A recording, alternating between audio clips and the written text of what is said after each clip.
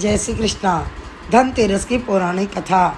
एक बार यमराज ने यमदूतों से सवाल किया कि तुम न जाने कितने मनुष्यों के प्राण हर लेते हो, क्या तुम्हें कभी मनुष्यों के प्राण लेने में किसी पर दया नहीं आती?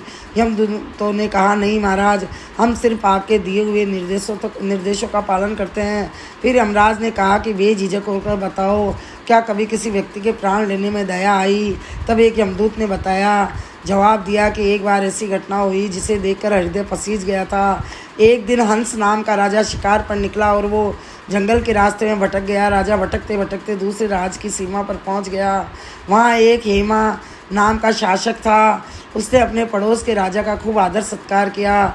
उसी दिन राजा हेमा की पत्नी ने एक पुत्र को जन्म दिया और ज्योतिषों ने उस नवजात बालक के ग्रहण हस्ताक्षर को देखते हुए भविष्यवाणी कर दी कि विवाह के 4 दिन बाद ही इसकी मृत्यु हो जाएगी।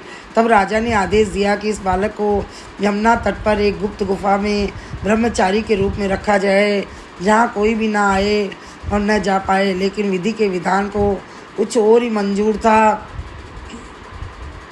संयोगवश राजा हंस की पुत्री भटकते हुए यमुना तट की उस गुफा में चली गई और वहाँ उसने राजा के पुत्र को देखा। उस राजकुमार को भी वो कन्या पसंद आई। दोनों ने गंधर्व विवाह कर लिया। विवाह के 4 दिन बाद राजा के पुत्र की मृत्यु हो गई। अपनी पति के मृत्यु को देख राजकुमारी जोर जोर से रोने लगी। तब यमदूतों ने कहा कि उस नवविवाहिता का विलाप सुनकर हृदय पसीज गया था। सारी बातें सुनकर यमराज ने कहा कि क्या करें, ये तो विधि का विधान है और मर्यादा में रहते हुए हमें ये काम करना ही पड़ेगा। इसके बाद यमदूतों ने यमराज से पूछा कि महाराज, क्या ऐसा कोई उपाय है जिससे अकाल मृत्यु से बचा जा सकता है? तब यमराज ने कहा कि धनतेरस के दिन विधि विधान के साथ पूजा अर्चना करने से, दीपदान करने से अकाल मृत्यु नहीं होती है।